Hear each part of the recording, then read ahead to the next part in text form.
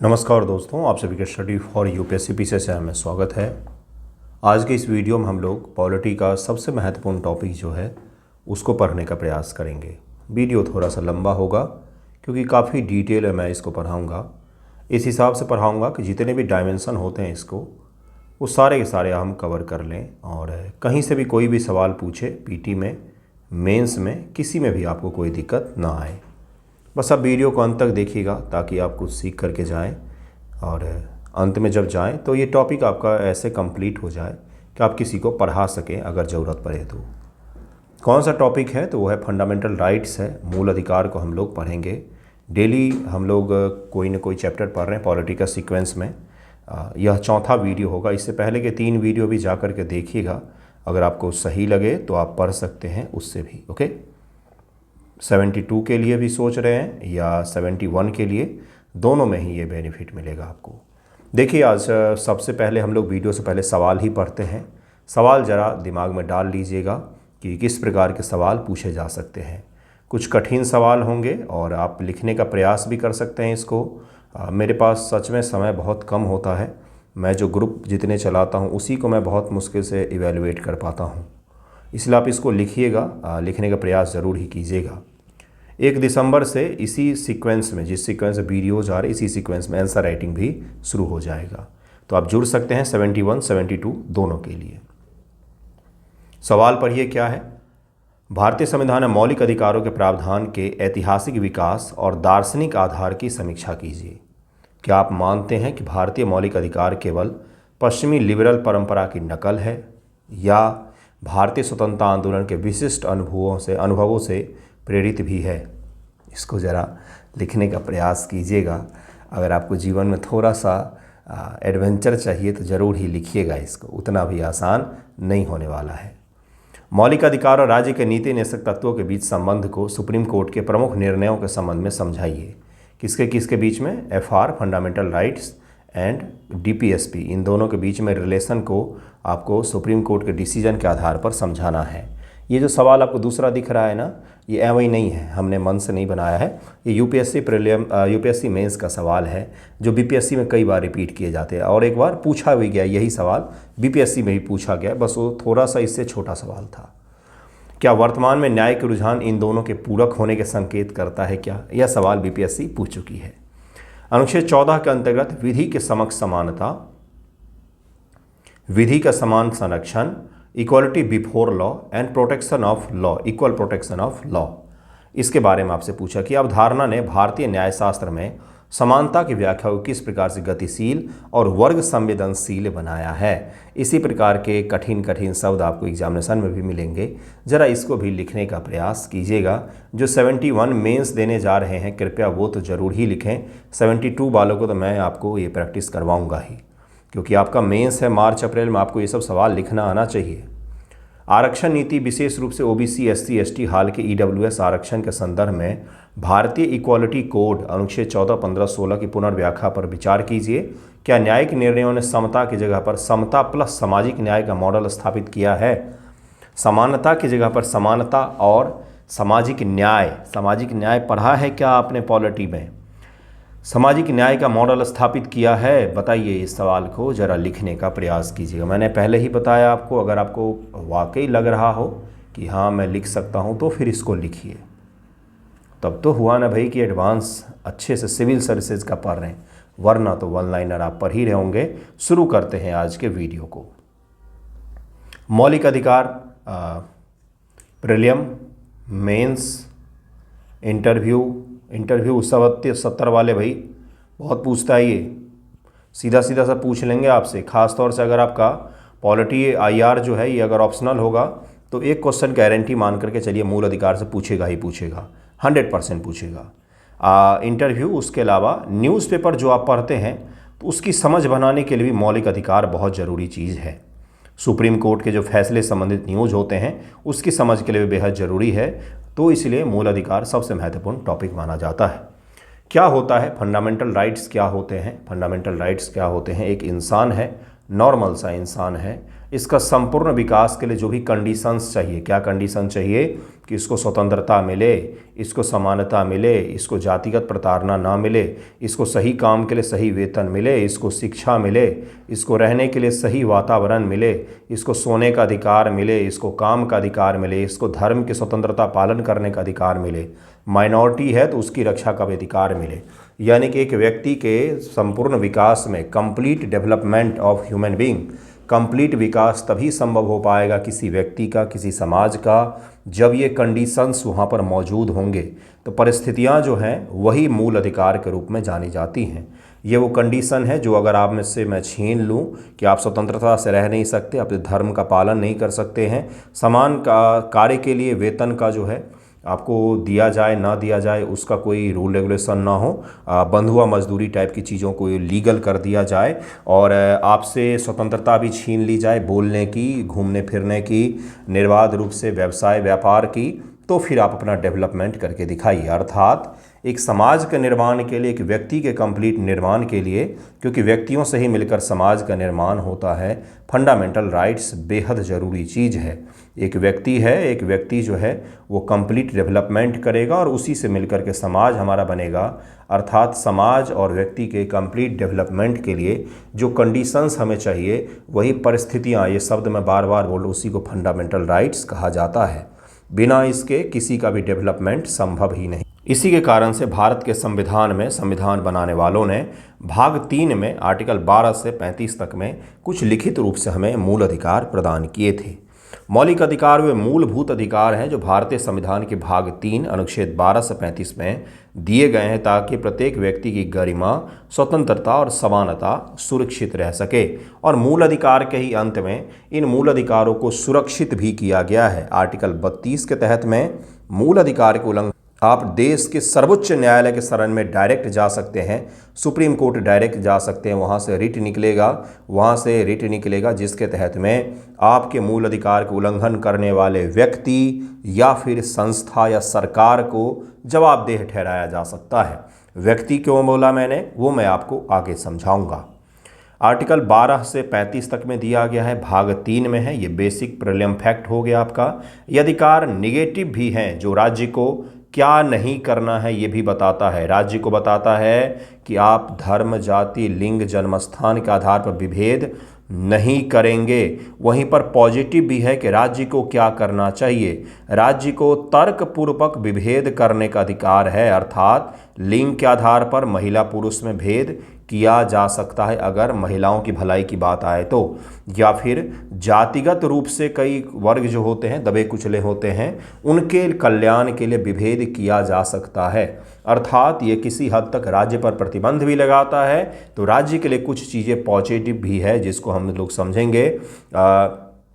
Equal protection of law और equality before law के जरिए हम लोग उस कॉन्सेप्ट को भी समझेंगे।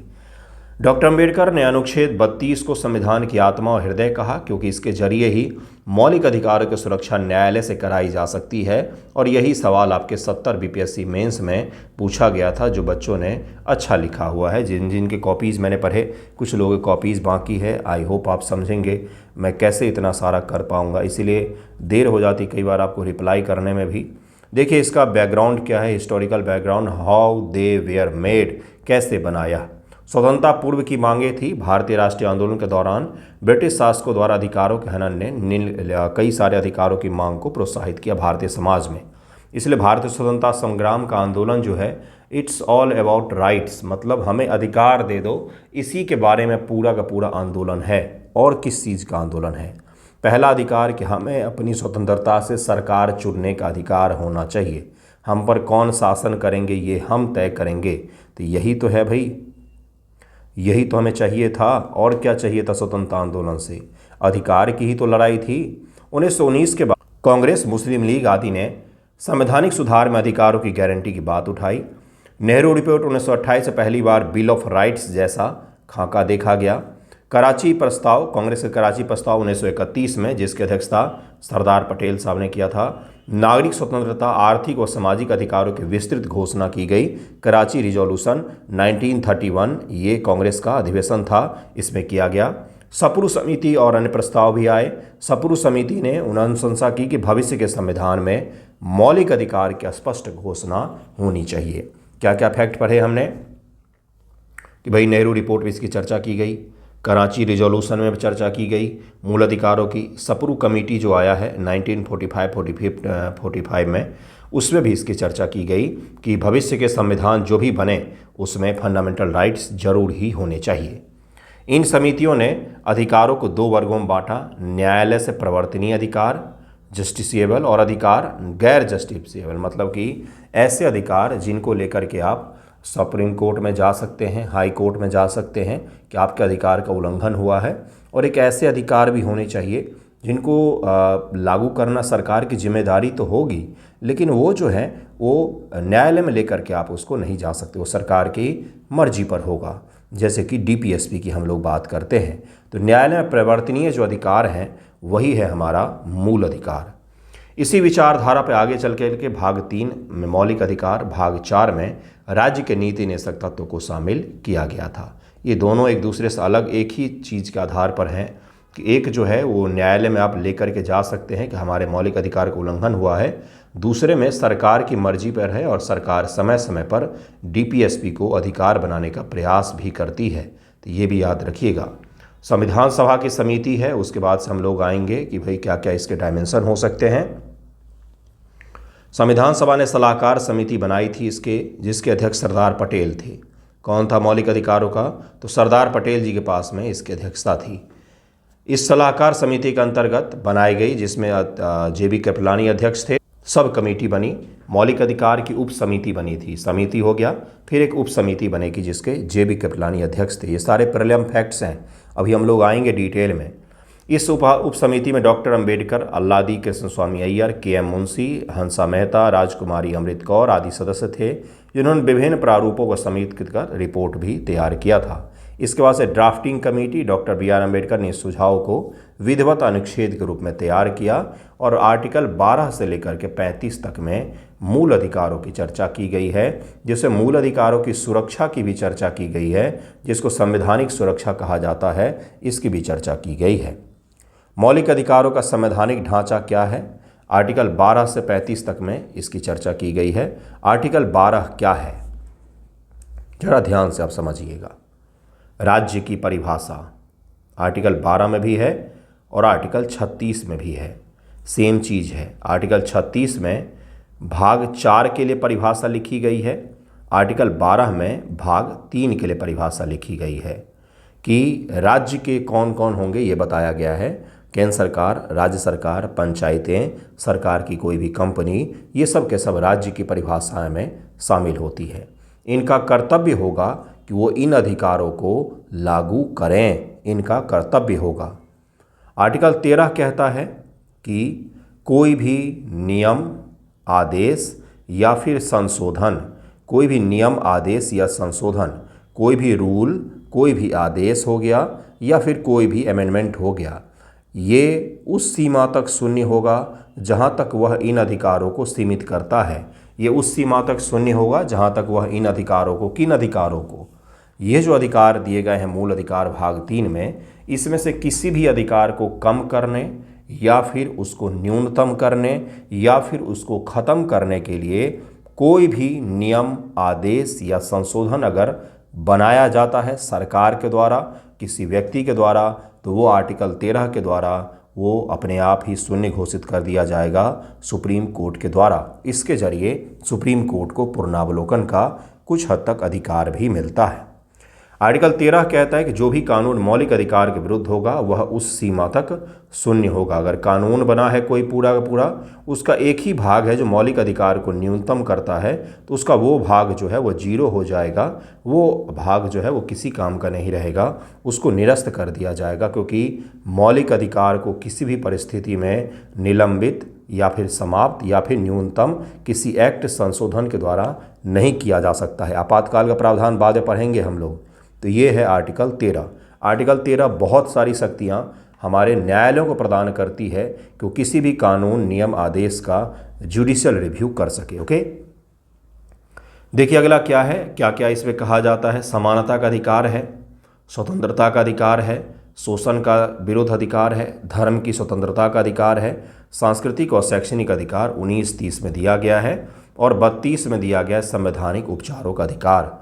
आर्टिकल 32 के बिना आर्टिकल 30 तक के लिए 12 से लेकर के 30 तक का कोई वैल्यू बनता ही नहीं है। इसीलिए आर्टिकल 32 को ही कहा जाता है संविधान की आत्मा, क्योंकि आर्टिकल 32 के बिना इन सभी मूल अधिकारों की परिकल्पना की ही नहीं जा सकती है, क्योंकि इनको सुरक्षित करने का जो अधिकार है, जो इनको सुरक्षित करने का प्रावधान है, वो आर्टिकल 32 में ही बनाया गया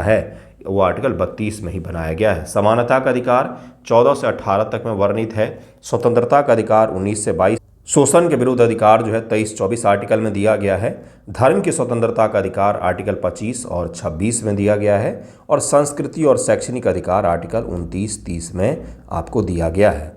और उसके बाद से आर्टिकल 32 में दिया गया है क्या, तो इसमें इन सभी अधिकारों को सुरक्षित कैसे रखा जाए उसके उपाय बताए गए हैं। संवैधानिक उपचार का अधिकार, कि आपका मूल अधिकार कहीं पर भी कम किया जाता है, हनन होता है, तो direct supreme court of India में आप जा सकते हैं, हालांकि जाना वहाँ पर बहुत महंगा है। अनुच्छेद 33 और 35 सशस्त्र बलों के लिए प्रतिबंध, मौलिक अधिकार को लागू करने हेतु संसद की शक्ति आदि से जुड़े प्रावधान शामिल हैं। अब आर्मी में कोई है या आप किसी गुप्त सेवा में हैं, आप अपने स्वतंत्रता का अधिकार का उपयोग हर जगह नहीं कर सकते कि मुझे अभिव्यक्ति की स्वतंत्रता का अधिकार है, मैं कुछ भी बोलूँगा। वहाँ पर केंद्र सरकार के द्वारा एक्ट बना करके सशस्त्र बल जो हैं, आर्म फोर्सेज जो हैं, कोई भी हो सकता है, या फिर कुछ विशिष्ट सेवाओं के लिए, गुप्त सेवाओं के लिए, एजेंसियों के लिए मौलिक अधिकार के कुछ हिस्सों को सीमित किया गया है, जहाँ पर प्राइवेसी जो है केंद्र सरकार का, सीक्रेसी जो है वो मेंटेन करना होता है। देश की रक्षा सुरक्षा के लिए हर चीज़ सशस्त्र बल और जो इत्यादि एजेंसियां हैं वो कहीं पर भी नहीं बता सकती हैं। इसके जरिए मौलिक अधिकारों को कुछ हद तक कुछ विशिष्ट सेवाओं के लिए सीमित किया गया है। ओके, जैसे प्रधानमंत्री का आपने शपथ देखा होगा कि पद और गोपनीयता की शपथ लेते हैं, वो पद और गोपनीयता का। अब यहाँ पर आप बोलोगे प्रधानमंत्री साहब आप आर्टिकल 19 का उपयोग करके गोपनीयता को तोड़ दो, तो वो सही नहीं होता है, वो मूल अधिकार नहीं होगा। यही आपको बताने का मैं प्रयास कर रहा था। इसी प्रकार से सशस्त्र बल और कुछ विशिष्ट सेवाओं के लोगों के लिए संसद के द्वारा एक्ट बना करके उनके मौलिक अधिकार के कुछ हद तक सीमाओं को लागू किया गया है। प्रत्येक मौलिक अधिकार को हम लोग जरा समझेंगे, थोड़ा सा डिटेल में समझने का प्रयास करेंगे। पहला है विधि के समक्ष समानता और विधि के समान संरक्षण। ये दो अलग अलग कॉन्सेप्ट क्या है, इक्वल प्रोटेक्शन ऑफ लॉ, और एक है इक्वालिटी बिफोर लॉ, यानी कि कानून के समक्ष समानता और विधि के समक्ष समान संरक्षण। ये दो कॉन्सेप्ट हैं। कानून के समक्ष समानता का मतलब एक कानून है, उसमें राष्ट्रपति हो, राष्ट्रपति को छोड़ दीजिए, प्रधानमंत्री हो, आप हो, अंबानी साहब हो, या फिर कोई सड़क पर छोटा सा मजदूर काम कर रहा हो, वो सब के सब क्या होंगे, समान होंगे। उन सभी के लिए रूल रेगुलेशन हर चीज़ समान होगा। इसको क्या कहा जाता है, कानून के समक्ष समानता। इसको कहा जाता है कि विधि के समक्ष सबको सब समान है, इस देश में किसी में भी कोई भेदभाव नहीं किया जाएगा।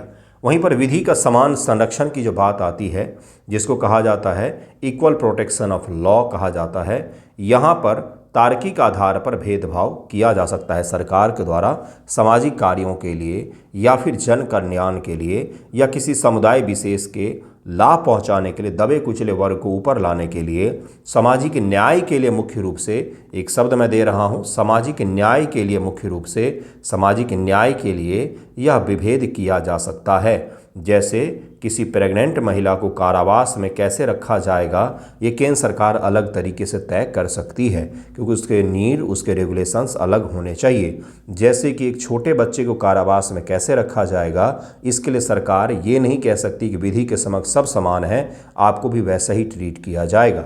एक ज़माने में ऐसा होता था, लेकिन सभ्य समाजों में ऐसा कभी भी नहीं किया जाता है। ये दो अलग अलग कॉन्सेप्ट हैं, जिसमें आर्टिकल 15 जो है वो क्या आएगा भाई, इक्वल प्रोटेक्शन ऑफ लॉ आ जाएगा, इक्वालिटी बिफोर लॉ आ जाएगा, कानून के समक्ष समानता आ जाएगा कि आर्टिकल 15 में कहा गया कि कोई भी विभेद नहीं होगा। वहीं पर आरक्षण का जो अधिकार दिया गया है आर्टिकल 16 के तहत में, वो क्या आ जाएगा, विधि के समान संरक्षण के तहत में आ जाएगा।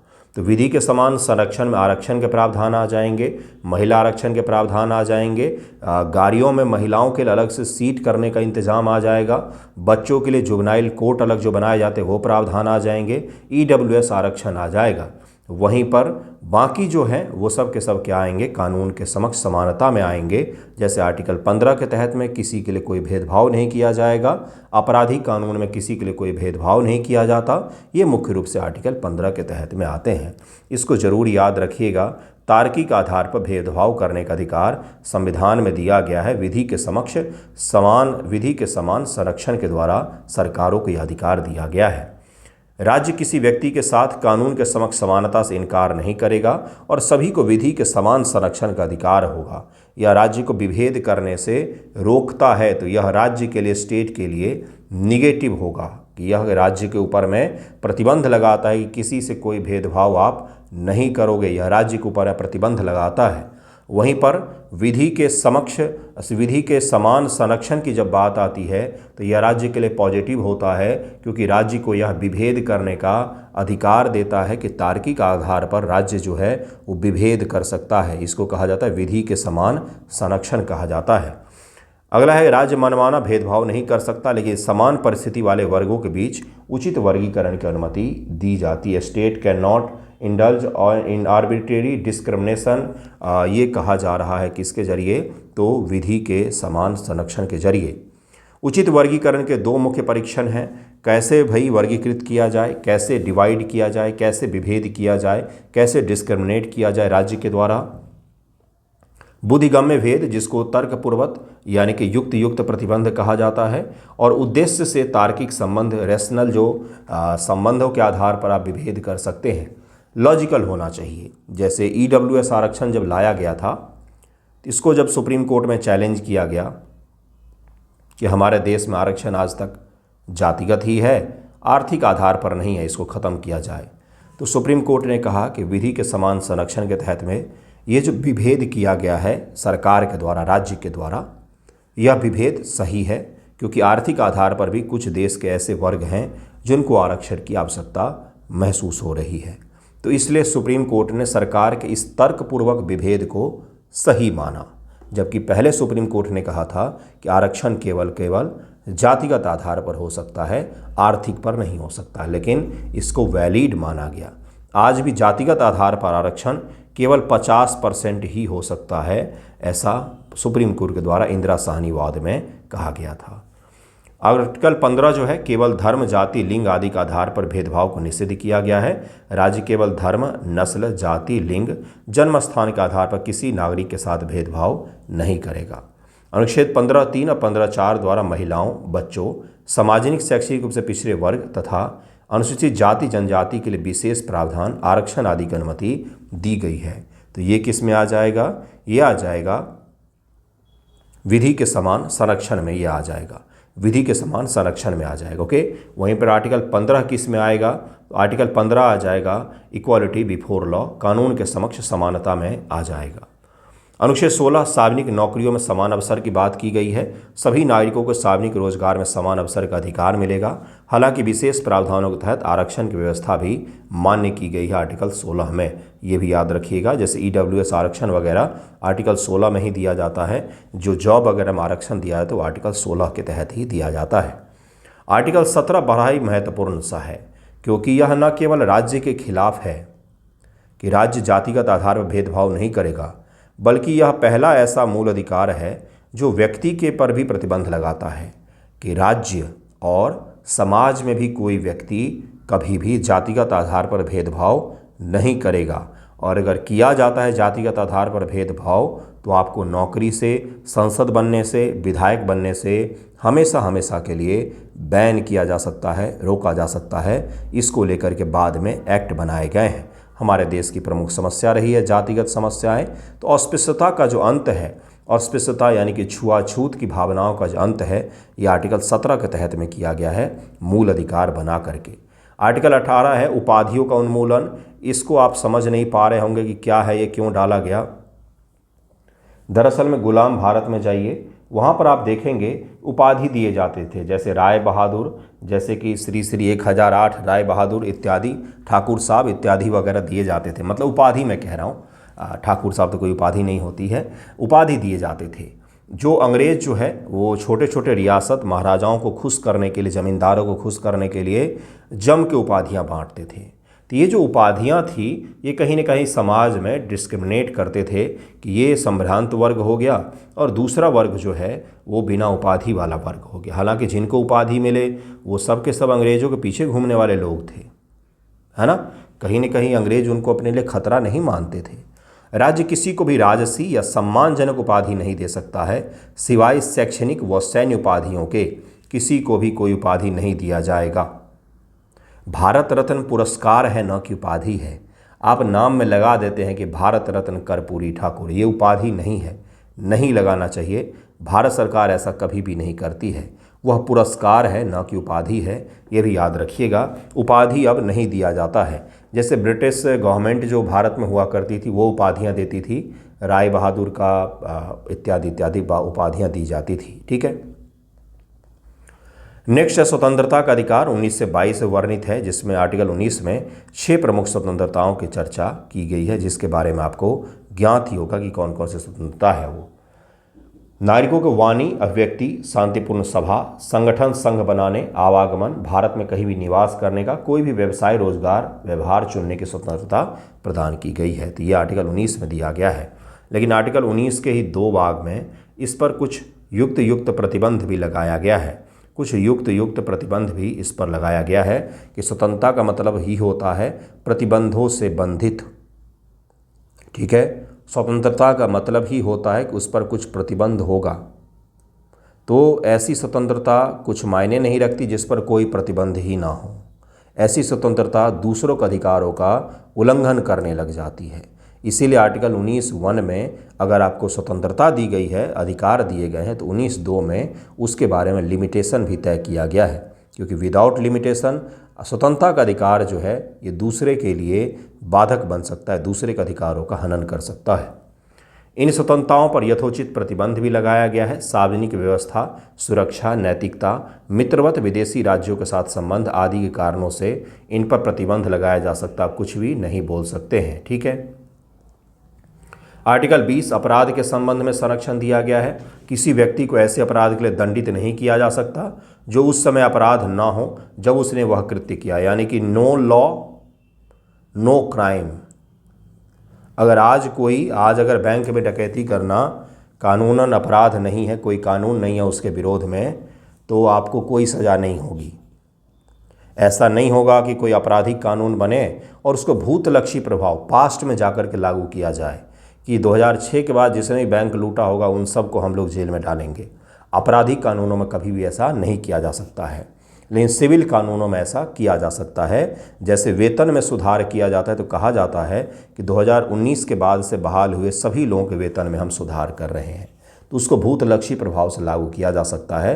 लेकिन आपराधिक कानूनों के साथ ऐसा नहीं किया जा सकता है। जिस चीज़ के लिए अपराध के लिए कानून नहीं है उसमें उसको कोई भी सज़ा नहीं हो सकती है। उसी अपराध के लिए 2 बार दंडित नहीं किया जा सकता है। किसी व्यक्ति को स्वयं के विरुद्ध साक्ष्य देने के लिए बाध्य नहीं किया जा सकता है। इसीलिए जो कई प्रकार के साइंटिफिक टेस्ट किए जाते हैं फॉरेंसिक में, उससे पहले आपकी अनुमति ली जाती है, कोर्ट की अनुमति ली जाती, तब जाके फॉरेंसिक वगैरह में कई सारे टेस्ट किए जाते हैं, जैसे ब्रेन मैपिंग इत्यादि की जाती है। तो ये जो है आपके विरुद्ध में आप ही को साक्ष्य देने के लिए बाध्य नहीं किया जा सकता है, नहीं किया जा सकता है। अब आता है सबसे विस्तृत अधिकार, जिसको आर्टिकल 21 का अधिकार कहते हैं। आर्टिकल 20 और 21 वो अधिकार है जो संविधान संशोधन के द्वारा ये प्रावधान किया गया, संविधान संशोधन के द्वारा यह प्रावधान किया गया।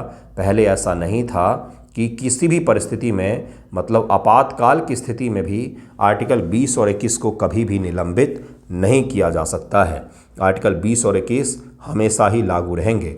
आर्टिकल 19 को निलंबित किया जा सकता है अगर देश में आपातकाल बाहरी कारणों से लगा है, तो आर्टिकल 19 अपने आप निलंबित हो जाएगा। लेकिन अगर आपातकाल आंतरिक कारणों से लगा है तो राष्ट्रपति जी उसको निलंबित घोषित कर सकते हैं, अन्यथा वो निलंबित नहीं होगा। ठीक है, तो ये भी याद रखिएगा, अपने आप निलंबित और राष्ट्रपति द्वारा घोषित किया जाएगा वो निलंबित।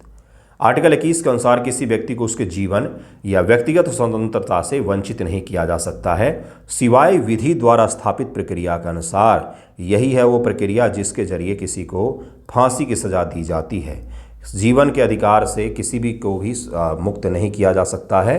किसी व्यक्ति को उसके जीवन या व्यक्तिगत स्वतंत्रता से कभी वंचित नहीं किया जा सकता है सिवाय विधि द्वारा स्थापित प्रक्रिया, यानी कि जो लॉ के द्वारा स्थापित प्रक्रिया है, जैसे कि फांसी देना, यह कानून स्थापित प्रक्रिया है जिसके लिए ट्रायल होता है district court, high court, supreme court, फिर राष्ट्रपति के पास जाता है याचिका, राष्ट्रपति जी उसको ठुकराते हैं, तब जाके किसी को फांसी की सज़ा दी जाती है। उसके बाद भी लोग परे रहते नहीं दी जाती है।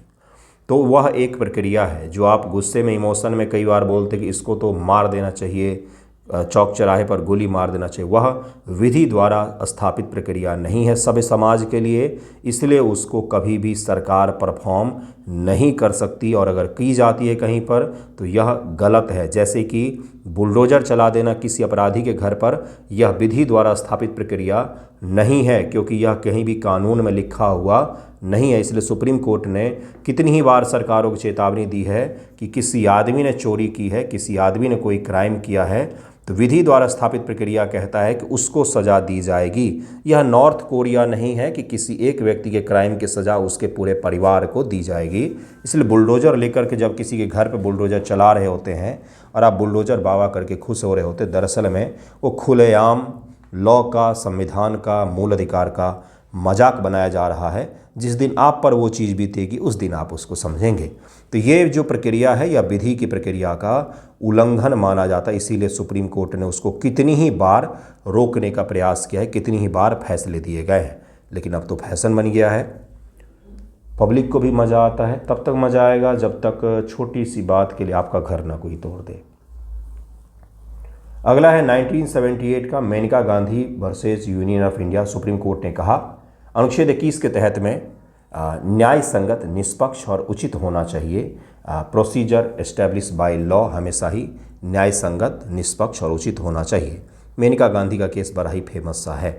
अदालत ने अनुच्छेद 14, 19, 21 को एक साथ पढ़ते हुए गोल्डन ट्रायंगल की अवधारणा विकसित की कि आर्टिकल 14, 19 और 21 जो है ये भारतीय संविधान का गोल्डन ट्रायंगल है। यह हमारे संविधान का सबसे बड़ा और सबसे महत्वपूर्ण मूल अधिकार है जिसके द्वारा बाकी सभी अधिकार कहीं न कहीं उस पर निर्भर करते हैं।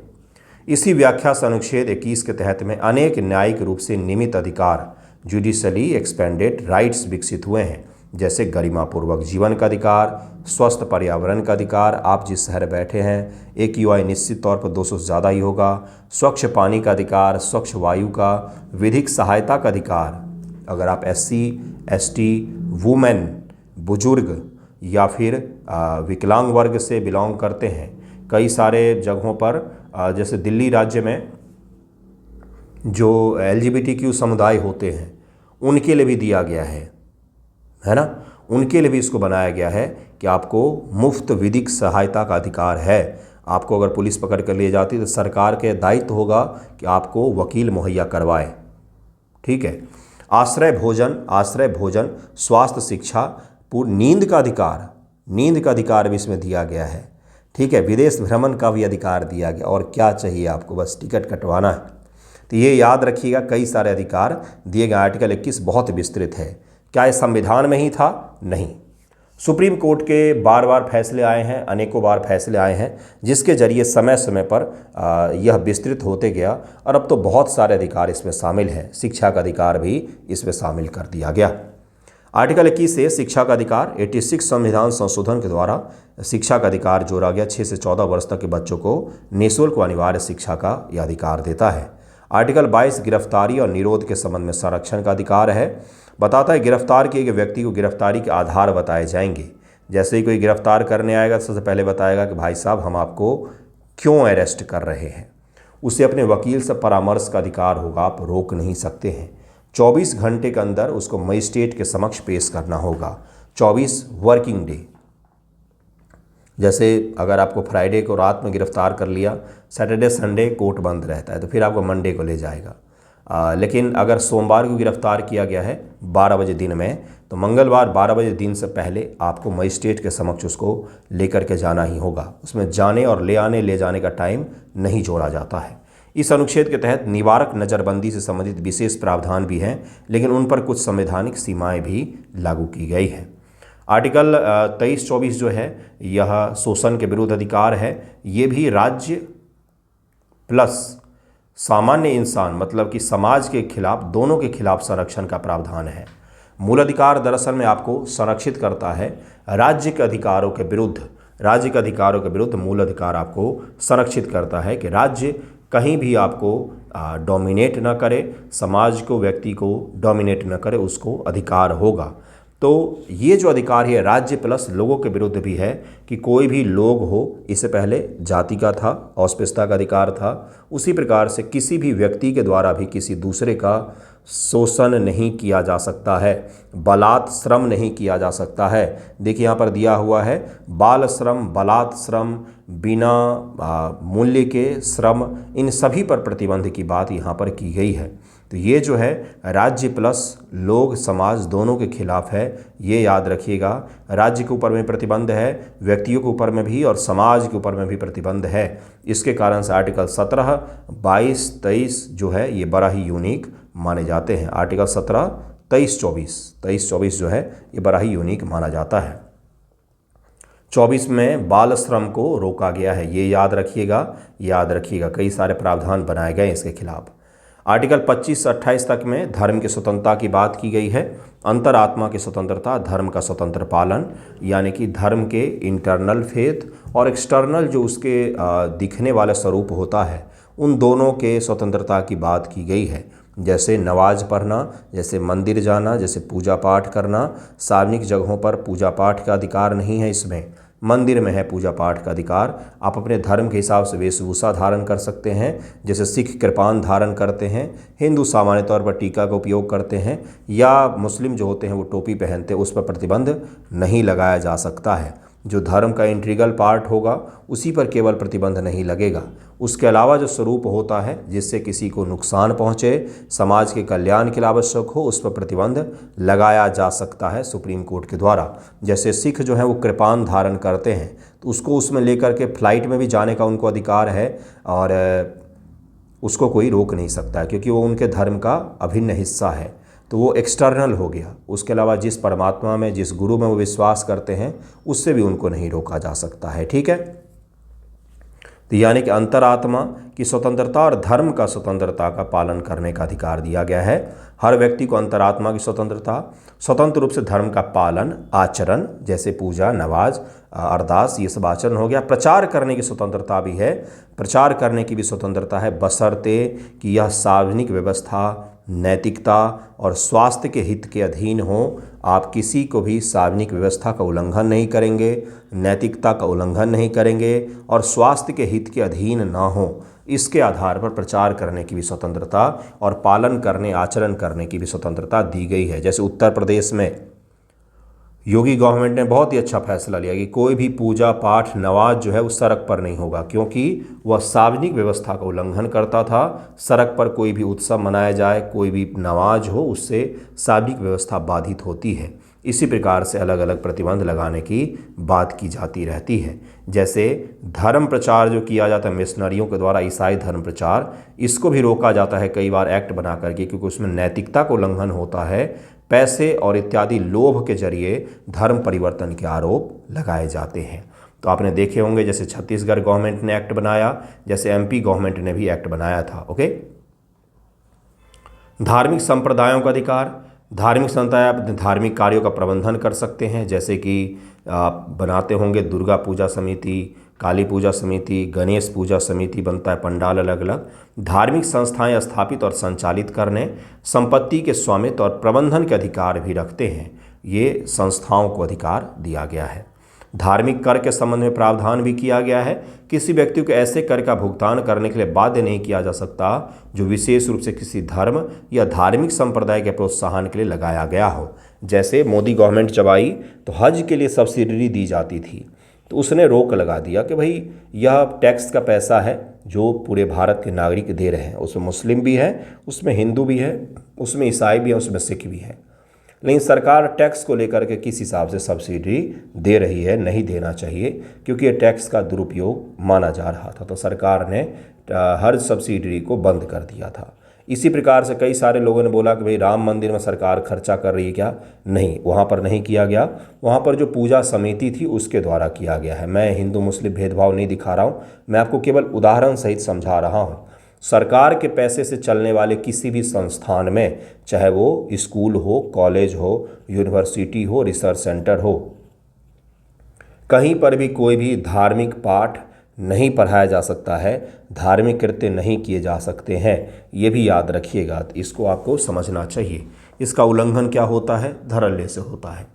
धार्मिक शिक्षा के संबंध में प्रावधान भी किया गया है, पूरी तरह से राज्य निधिक, पूरी तरह से 100% जिसमें सेंट्रल गवर्नमेंट या राज्य सरकार पैसा दे रही है, वहाँ पर कभी भी रिलीजियस एजुकेशन नहीं होगा, वहाँ पर धार्मिक शिक्षा नहीं दी जाएगी, कभी भी नहीं दिया जाएगा। यह 100% प्रतिबंधित किया गया है। हालांकि साहित्य की किताबों में इसको एजुकेशन नहीं बल्कि साहित्य के तौर पर कई बार पढ़ाए जाते हैं। जैसे हम लोग हिंदी के टेक्स्ट बुक में महाभारत के युद्ध की बहुत विस्तृत रूप से बताया गया था, तो क्या वह रिलीजियस था? बिल्कुल भी नहीं, वह एक लिटरेचर के रूप में पढ़ाया गया था।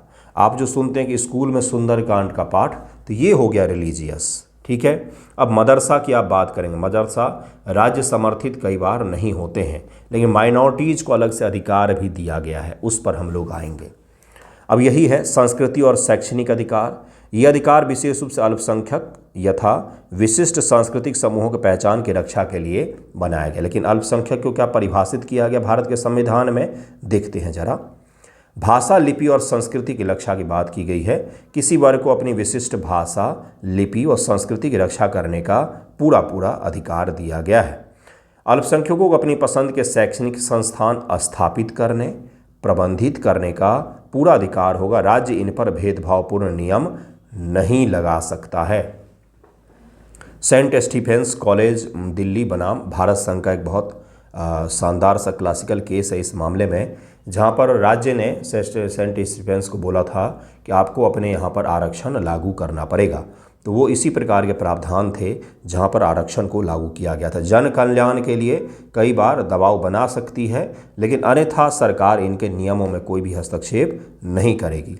संवैधानिक उपचार का अधिकार आर्टिकल 32 में कहा गया है, जिसके बारे में मैंने आपको पहले ही बताया। इसमें हैबियस कॉर्पस, मडमस और प्रोहिबिशन और 5 प्रकार के जो हैं वो दिए गए हैं उपचार। उन उपचारों का उपयोग किया जाता है, जिसको डॉक्टर अम्बेडकर ने कहा था ये क्या है, तो ये संविधान की आत्मा है। अब जरा यहाँ पर रुकते हैं कि अभी तक हमने क्या क्या पढ़ा है, पहले उसको एक बार देख लेते हैं। सबसे पहले हमने ये समझा कि भाई मूल अधिकार होता क्या है, परिस्थितियाँ होती हैं। उसके बाद हमने समझा कि भाई मूल अधिकार जो है ये आपको राज्य को जो अधिकार दिए गए हैं शासन करने का, उससे सुरक्षित करता है। और राज्य और कुछ अधिकार ऐसे भी दिए गए हैं जो व्यक्तियों से भी आपको सुरक्षित करता है। जैसे जाति वाला मैंने बताया आपको, अस्पृश्यता, आर्टिकल 17 की बात की हमने। फिर मैंने 23-24 के बारे में बताया, जहाँ पर बंधुआ मजदूरी पर ही प्रतिबंध लगाए गए हैं। सारे अधिकार हमने पढ़े, जिसमें हमने देखा धार्मिक स्वतंत्रता का क्या अधिकार है, अल्पसंख्यकों को क्या अधिकार दिए गए। आर्टिकल 19 पढ़ा हमने, समानता का अधिकार पढ़ा हमने, विधियों के समान संरक्षण, विधि के समक्ष समानता भी हमने पढ़ा कि जहाँ पर कोई भेदभाव नहीं हो। संविधान के ऐसे प्रावधान जहाँ पर कोई भेदभाव नहीं है वह है विधि के समक्ष समानता, इक्वालिटी बिफोर लॉ। और जहाँ पर सरकार तर्कपूर्वक भेदभाव करती है वो होता है इक्वल प्रोटेक्शन ऑफ लॉ, यानी कि विधियों का समान संरक्षण, जहाँ पर युक्त प्रतिबंध किए जाते हैं। जैसे बच्चों और बड़ों के बीच में, महिला पुरुष के बीच में जातिगत रूप से ये प्रतिबंध वहाँ पर किए जाते हैं और भेदभाव किया जाता है। फिर आपने आर्टिकल 19 को देखा, फिर 20-21 के बारे में देखा। आर्टिकल 19 पर कब अपने आप प्रतिबंध लग जाएगा ये भी बताया मैंने आपको। आर्टिकल 20-21 को संशोधन के द्वारा प्रतिबंधों से रहित किया गया है, कभी भी प्रतिबंध नहीं लग सकता, ये भी देखा हमने। उसके बाद हमने देखा आर्टिकल 21 क्यों इतना विस्तृत है, समय समय पर सुप्रीम कोर्ट ने फैसला दिया है। आर्टिकल 22, 23, 24 सारे हमने देख लिया। आर्टिकल 32 जो है इसको संविधान की आत्मा कहा जाता है, क्योंकि इसी आर्टिकल के द्वारा बाकी जितने भी मूल अधिकार हैं उनकी सुरक्षा की जाती है। एक ये हो गया, एक आर्टिकल 13 हो गया, इन दोनों के द्वारा सुरक्षा की जाती है। आर्टिकल 32 में 5 प्रकार के रिट की व्यवस्था की गई है। बंदी प्रत्यक्षीकरण, जिसको हार्बेस कॉर्पस कहा जाता है। रिट परमादेश जो है, परमादेश इसको कहा, मैडमस कहा जाता है। प्रतिषेध है, उसी प्रकार से उत्प्रेषण भी होता है, एक उत्प्रेषण, और फिर अधिकार परीक्षा। ये 4-5 जो हैं आपको रिट दिए गए हैं, जिसके जरिए आप सुप्रीम कोर्ट में जा सकते हैं। सुप्रीम कोर्ट आदेश जारी कर सकता है कि किसी भी प्रकार के मूल अधिकार का उल्लंघन न हो। ये सब हमने पढ़ा। अब सवाल जो पूछता है, पहला चीज़ तो आपसे यही पूछेगा कि भाई मूल अधिकारों के बारे में बताएं, तो आप सारा कुछ बता देंगे। उसके बाद से पूछेगा मूल अधिकार की विशेषता क्या है। मूल अधिकार में आर्टिकल 32 के बारे में सेपरेट पूछ सकता है। समानता का अधिकार के बारे में बताएं, स्वतंत्रता का अधिकार के बारे में बताएं, ये आपसे अलग अलग पूछ सकता है। धार्मिक स्वतंत्रता का अधिकार किस प्रकार से दिया गया। मैं जो पॉलिटी आंसर राइटिंग कराता हूँ तो मैं इसी प्रकार सवाल पूछता हूँ, खंड खंड में तोड़ करके। फिर एक बार दे दिया महत्व के बारे में बताएं, फिर एक बार दे दिया विशेषता के बारे में बताएं, जिससे पूरा का पूरा मूल अधिकार अच्छे से रिवाइज हो जाए। विशेषताओं की हम लोग बात करें तो मौलिक अधिकार लिखित रूप से संविधान में दिया गया। सबसे पहली विशेषता तो यही हो गई, आपसे सवाल पूछा जा सकता है। दूसरा है किसी भी कानून या कार्यालय के कार्यपालिका का आदेश को अनुच्छेद 13 के तहत में चुनौती दे करके असंवैधानिक घोषित किया जा सकता है। अगला है कि कुछ अधिकार केवल भारतीय नागरिकों के लिए है, जैसे 15, 16, 19, 29, 30, 15, 16, 19, 29, 30 जो है, ये 5 जो हैं केवल नागरिकों के लिए दिए गए। 15, 16, 19, 29, 30 जो हैं ये केवल नागरिकों के लिए है। इसके अलावा जो है वह निवासियों के लिए भी है, ये याद रखिएगा, यहाँ पर और भी होंगे। ठीक है, ये अधिकार पूर्ण नहीं है, उन पर सार्वजनिक हित, सुरक्षा, नैतिकता आदि के कारणों से उचित प्रतिबंध लगाया जा सकता है। यानी कि अधिकार हमेशा प्रतिबंधों के साथ ही आते हैं, नहीं तो वो दूसरे के अधिकारों का शोषण हो जाएगा। तो ये भी याद रखिएगा। अगली जो विशेषता है वो है न्यायपालिका की व्याख्या के कारण जीवंत अधिकार है, यह समय के अनुसार जो है बदलते रहते हैं, इनमें प्रोन्नति होती है, इनको बढ़ाया जाता है, जिसका दायरा समय के साथ बढ़ाया जाता है। अर्थात हमारे मूल अधिकार जो हैं वह जीवित हैं। राष्ट्रीय आपातकाल की स्थिति में कुछ मूल अधिकारों को निलंबित किया जाता है, यानी कि आपातकालीन प्रावधान के दौरान मूल अधिकारों को सीमित करने का भी प्रावधान हमारे संविधान में बनाया गया है। ठीक है, लेकिन 20 और 21 कभी भी निलंबित नहीं हो सकता। 44वें संविधान संशोधन के बाद हुआ क्या, इमरजेंसी लागू हुआ, सारे नेताओं को पकड़ कर जेल में डाल दिया इंदिरा गांधी जी ने। तो जेल से निकलते ही सबसे पहला उन्होंने यही संशोधन किया कि भाई देखो कुछ भी हो जाए आपातकाल में भी किसी को कोई जेल में नहीं डालेगा। ठीक है, तो उसी प्रकार का प्रावधान है 44 संशोधन। बाकी केशवानंद भारती का जो है वो 8वां आपकी विशेषता हो जाएगी, जिसमें कहा गया कि संविधान के हर भाग में संशोधन हो सकता है, लेकिन बेसिक स्ट्रक्चर में संशोधन नहीं हो सकता है। और मौलिक अधिकारों की मूल भावना संविधान के बेसिक स्ट्रक्चर का हिस्सा है, इसलिए इसको संशोधन करके न्यूनतम नहीं किया जा सकता है। इसको भी याद रखिएगा। ये विशेषताएं हो गई जो आपसे पूछा जा सकता है। महत्व के बारे में हम लोग देखेंगे तो पहला क्या महत्व है भाई। मौलिक अधिकार भारतीय लोकतंत्र की केवल प्रक्रियागत नहीं बल्कि मूल समृद्ध लोकतंत्र बनाता है। इसको मूल्य समृद्ध यानी कि वैल्यू बेस्ड जो लोकतंत्र हम बनाते हैं वो इसी के द्वारा संभव हो सकता है। वैल्यू रिच डेमोक्रेसी जिसको कहा जाता है, जहाँ पर व्यक्ति की गरिमा ना हो, जहाँ पर लोगों को संपूर्ण विकास का अवसर ना मिले, जहाँ पर भेदभाव ना हो, इस प्रकार के लोकतंत्र का निर्माण जो है वो हम करते हैं। ये व्यक्ति की गरिमा, स्वायत्तता और व्यक्तिगत विकास की रक्षा करता है। यह अल्पसंख्यकों, कमजोर वर्ग, महिलाओं, बच्चों और हाशिए पर पड़े समूहों के हितों की रक्षा करता है और उनके लिए राज्य को यह अधिकार देता है कि राज्य अलग से प्रावधानों को विकसित कर सके। वे राज्य की शक्ति पर संवैधानिक सीमाएं लगाकर रूल ऑफ लॉ को मजबूत करता है। ये सामाजिक क्रांति के साधन है। अस्पृश्यता, सामाजिक असमानताओं, भेदभावपूर्ण प्रथाओं को चुनौती देने का यह एक महत्वपूर्ण औजार भी है जनता के पास में। ग्रैनविल ऑस्टिन ने भारतीय संविधान को सोशल रिवॉल्यूशन को आगे बढ़ाने वाला दस्तावेज कहा था और मौलिक अधिकार या नीति निष्ठ तत्वों को 2 इंटीग्रेटिव डिवाइस के रूप में वर्णित किया गया है। अगर आपसे यही सवाल पूछ ले कि भाई ग्रैनविल ऑस्टिन ने ये स्टेटमेंट दिया है, इसके बारे में बताएं, प्रूव करते रहिए, है ना। कुछ संशोधन भी किया गया है। पहला संशोधन 1951 में किया गया था, जिसमें अनुच्छेद 19 पर कुछ अतिरिक्त रीजनेबल रिस्ट्रिक्शंस जोड़े गए थे। आर्टिकल 31B तथा 9th शेड्यूल बनाया गया था। 31B भी बनाया गया, हटाया गया। कुछ भूमि सुधार कानूनों को मौलिक अधिकार की चुनौती से बचाने के लिए 9th शेड्यूल में उसको ऐड कर दिया गया कि मूल अधिकारों का उल्लंघन अगर 9th शेड्यूल में कोई प्रावधान शामिल है उसके द्वारा अगर हो रहा है तो उसका जुडिशियल रिव्यू नहीं किया जा सकता है। लेकिन हुआ क्या मैं आपको दिखाता हूँ। एक केस बड़ा ही इंटरेस्टिंग सा है जिसमें कहा गया कि भाई ऐसा नहीं है, आप जो है 9th शेड्यूल का भी सुप्रीम कोर्ट जो है क्या कर सकती है, तो पुनरावलोकन कर सकती है। मिनर्वा मिल्स केस में इसको आंशिक रूप से असंवैधानिक घोषित किया गया। मिनर्वा मिल्स का भी केस है एक बड़ा महत्वपूर्ण, समझेंगे हम लोग। आज तो यहीं तक था। अगले वीडियो में आपको मूल अधिकार के संशोधन का हिस्सा, क्योंकि वो बहुत महत्वपूर्ण है, तो वीडियो बहुत लंबा जा रहा था तो उसको मैं नेक्स्ट वीडियो में आपको पढ़ाऊँगा। इसमें मूल अधिकार में संशोधन मुझे कम से कम आधा घंटा लगेगा। इससे पूरे मूल अधिकार की मैं कहानी या जैसा आपको समझाने का प्रयास करूँगा कि कैसे कब क्या हुआ, कितनी बार संशोधन किया गया, क्या क्या संशोधन हुआ, संशोधन के द्वारा क्या परिवर्तन हुए, क्योंकि ये सारे सवाल पूछे जाते हैं आपसे मेंस एग्जामिनेशन में। ठीक है, तो उसके अलावा चुनौतियों को भी हम लोग नेक्स्ट वीडियो में करेंगे। अब आप सवाल ज़रा लिखने का प्रयास कीजिएगा, बहुत सारे सवाल हैं, ये सब पढ़ेंगे हम लोग नेक्स्ट वीडियो में। यहाँ पर चुनौतियाँ भी दी गई हैं, कुछ टिप्पणी भी पढ़ाऊँगा मैं आपको। अब इन सवालों को ज़रा लिखने का प्रयास कीजिएगा। मैंने अपना बेस्ट पढ़ाने का कोशिश किया है, लेकिन जब आप सामने पढ़ाते हैं तो थोड़ा सा और इम्पैक्ट पड़ता है। हालांकि कहीं पर कुछ अगर आपको दिक्कत आई हो, कहीं पर कुछ मैंने फैक्ट्स गलत बोल दिए हो तो करेक्ट कीजिएगा।